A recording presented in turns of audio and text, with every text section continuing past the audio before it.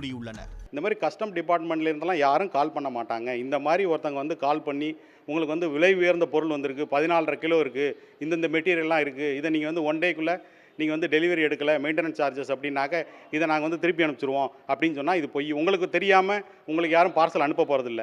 இது அவேர்னஸ் தான் மெயின். அது ஒன்று.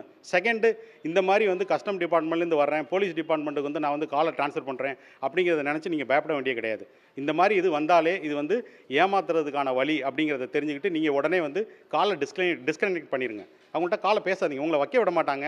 இங்கிலீஷில் பேசுவாங்க, ஹிந்தியில் பேசுவாங்க, எல்லா லாங்குவேஜும் நீங்கள் என்னென்னு தெரிஞ்சுக்கிட்டு எதில் கம்ஃபர்டபுளோ எல்லா இதுலேயுமே பேசி ட்ரை பண்ணி உங்களை கன்வின்ஸ் பண்ண வைப்பாங்க, பணத்தை கொடுக்க வைப்பாங்க. ஆனால் நீங்கள் வந்து காலை டிஸ்கனெக்ட் பண்ணிவிட்டு இமீடியேட்டாக நீங்கள் ரிப்போர்ட் பண்ண வேண்டியது சைபர் கிரைம் டிபார்ட்மெண்ட்டுக்கு 1930 இதான் ஹெல்ப்லைன் நம்பரு. இதில் நீங்கள் ரிப்போர்ட் பண்ணிடுங்க. ரிப்போர்ட் பண்ணுங்கள். அப்படி இல்லைனாக்கா cybercrime.gov.in அதில் போய் கம்ப்ளைண்ட்டை வந்து ரிஜிஸ்டர் பண்ணலாம்.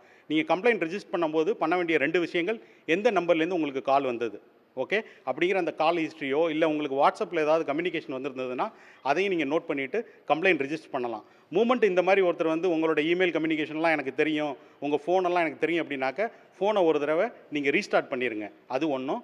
உங்களுடைய இமெயிலில் போய் உங்கள் பாஸ்வேர்டை வந்து சேஞ்ச் பண்ணுங்கள். அதுக்கு மல்டி ஃபேக்டர் ஆத்தென்டிகேஷன், பாஸ்வேர்டு மட்டும் இல்லாமல் ஓடிபி ரிலேட்டட் கோடு வர்ற மாதிரி அந்த பாஸ்வேர்டை அட்டன் பண்ணிங்கன்னா இந்த மாதிரியான ஸ்கேம்லேருந்து நீங்கள் உங்களை பாதுகாத்துக்க முடியும். இப்போ இவங்க வந்து வீட்டில் இருக்கக்கூடியவங்கள்ட்ட வந்து டைம் எடுத்து அவங்க பேசி கன்வின்ஸ் பண்ண முடியும் ஈஸியாக. அதனால தான் அவங்களுடைய டார்கெட் வந்து இந்த மாதிரி வந்து பெண்களாக இருக்குது. இது மோர் வந்து பெண்கள் ஆண்களுங்கிறத விட வந்து எல்லாருக்கும் அவேர்னஸ் முக்கியம். இதில் இந்த மாதிரி ஒரு சினாரியோ கால் வந்ததுனாலே அது ஒரு ட்ராப்பு, ஏமாத்துறதுக்கான வழி அப்படிங்கிறத புரிஞ்சுக்கிட்டு உடனே காலை டிஸ்கனெக்ட் பண்ணிவிட்டு கம்ப்ளைண்ட் பண்ணுறது தான் நல்லது.